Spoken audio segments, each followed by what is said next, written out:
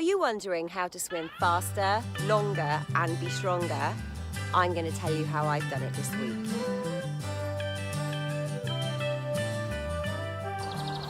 Hi, I'm Emma Stokes and it's week 9 of my Dart 10K training diary. Funnily enough, I worked out today that there's another 9 weeks until the actual 13-week Dart 10K training programme kicks in. So I'm quite ahead of the game really, so that's quite nice considering I've got a couple of weekends coming up where I'm not going to be able to do a particularly long swim. Anyway, so this week, as I mentioned in the little intro there, I focused on how to swim faster, for longer and to be stronger. So how to swim faster. You don't do it how I tried to do it on Monday, which was to basically get in the pool and try and go hell for leather and end up being completely exhausted after every 50 metres. That's not how you do it. I came out feeling thoroughly deflated, fed up, and yeah, just really had it. I was like, oh, lost it with my swimming. So on Wednesday, I decided to be a little bit more calmer about the approach. So I decided to go back to just breathing on one side, because what I was finding was that my breathing was just going out of the window since I've been doing bilateral. I don't know why. I do find I struggle with just slowly releasing the breath over the sort of 4 strokes, if you like, because you're having to breathe out for longer. Whereas when I'm breathing just to one side, I can exhale really quite quickly and then be ready to take my next breath. So I don't know, maybe I'll just be alternating. What Zoe's doing is she's swimming one length breathing all to the right, one length breathing all to the left, which is a really good idea because then she's still got the capability of doing bilateral if she needs to. So also what that means for the actual Dart 10K swim is that say you're going along and you've got waves just constantly going into one side of your face, you can just choose to breathe to the other side for that time. So I thought that was a really, really good idea. Anyway, my swim on Wednesday, that's all I changed. I didn't try and go faster. I didn't try changing my kick. I just tried going back to breathing onto the one side. And I just thoroughly enjoyed my swim again, and my time, without even thinking about the time, was just quite quicker.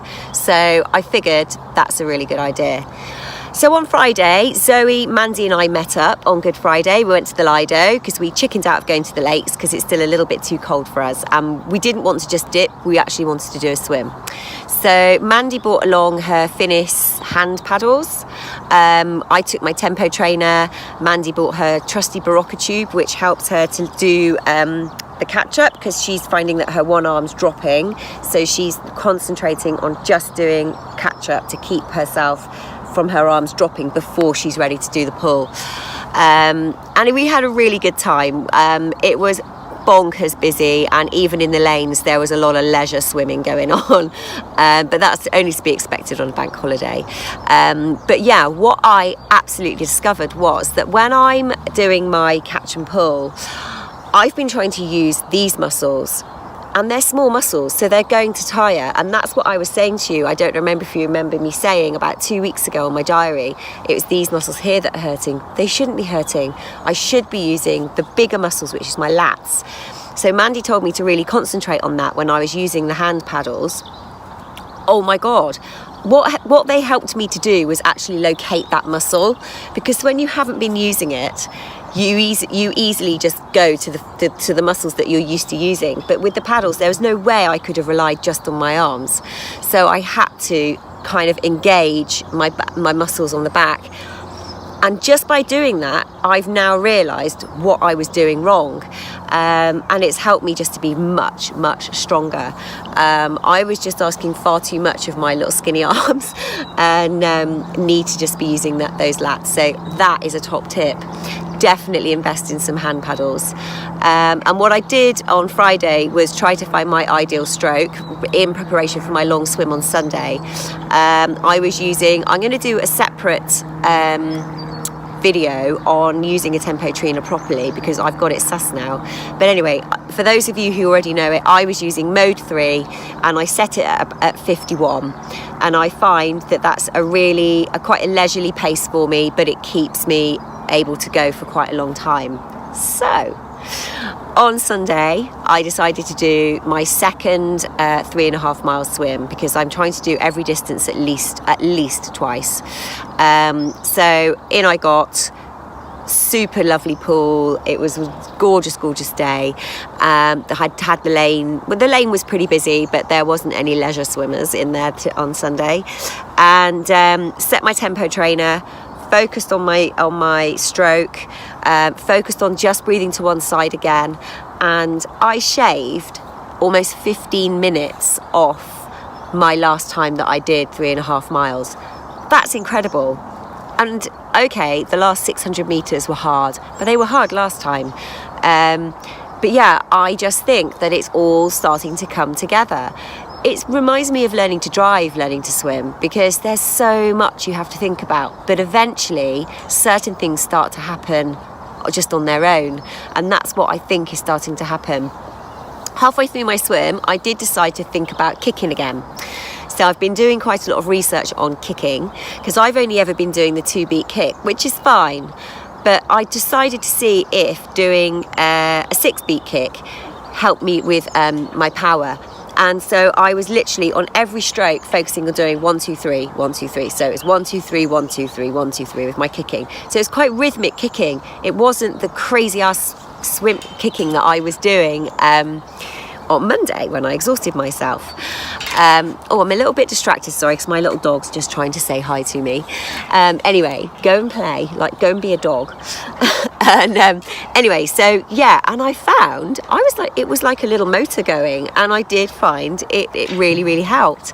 And I think that had a lot to do with my speed as well.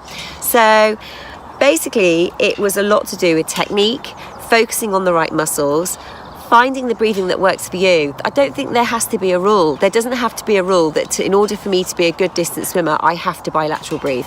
Just don't think there does. I thought there was, but that's all part of experience, isn't it? Come and say hi. Look, here he is. Okay, now I'm trying to do my video. Okay, do you mind getting down? And then the other main thing that I want to talk to you about with speed and endurance is mindset.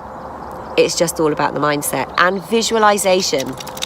So before I got into the pool on Sunday, I stopped for a moment and thought about, right, what am I going to do with my breathing? What am I going to do with my kicking? This is a really long time I'm going to be in the pool. Let's just enjoy it. And it's not going to be a struggle. It was a beautiful day. And sure enough, with that calm, meditative sort of approach, I just had the best swim. I was aching when I got out. My lower back really started to ache, and I have a feeling that's probably because I'd introduced the kicking. So it's probably putting my back in a little bit of a different position. So I need to think about that. But yeah, I felt amazing. I've still got a little bit of wrinkly eyes actually, because my goggles really did dig in. But what was really lovely was Zoe was waiting for me when I got out of the pool. I hadn't even realised she was there, to be honest. I was just in my own little world. But she'd done her mile. She's up to a mile now. And she's now trying to work on her speed a little bit. And it was lovely to have a friendly face at the end of a swim. So it's not rocket science. And also, I think what has helped me is to not try and just be this perfect swimmer. So, you know, I start off this video by saying I'm going to help you to swim faster, for longer, and be stronger. I'm not a swimming instructor. I'm literally just talking about my own advice. But I think the biggest piece of advice is just to chill out and just enjoy it. And if you know it's going to be a long swim, just go with that. And whereas I hated the last time I did 3.5 miles, almost every length was just a struggle. I think it was because I just wanted it to be over. Whereas yesterday, I knew that I was going to be in the pool for, well, I thought 2 3/4 hours, but as it was only 2.5 hours. So really pleased with that. It's almost like things, like I said, I think you plateau for a little while in whatever you're learning to do, and then suddenly something clicks and off you go again. So My advice would be find some swimming buddies of all different experiences, because we're picking up stuff from one another all the time in our little team, just because we've had different instructors. Mandy has been to a different instructor to Zoe and I, so we pick up different tips. Mandy's far more experienced, whereas we're quite new and trying to be really quite perfect in what we do, so she's picking up stuff off us as well. So talk about it, share it, accept that we're never going to be perfect, and just enjoy it. So yeah, got in the pool 4 times this week. Also, my nutrition is really helping. I'll show you a little picture of my bacon and avo bagel, which has become like an institution for me before I go for a long swim. And next week, I probably only managed to do a couple of swims in the pool, but I might get in the River Dart. I'm hoping to meet a friend, Louise, and she might be taking me in for a dip. I think it will only be a dip because the River Dart's cold anyway, and the water hasn't had much time to warm up. But yeah, might even drag the husband along. So looking forward to that. And but I will do another update, and next week I might do a little bit of an update on show you the Finis hand paddles and the Finis Tempo trainer and the different settings and how you can use them. That's all from me. Thanks for watching, and don't forget to subscribe. And in case you were wondering where I am, I'm actually by a river. I'm in Twinning in Tewkesbury, just been for a gorgeous walk with the dog, and thought I'd do my filming out here today.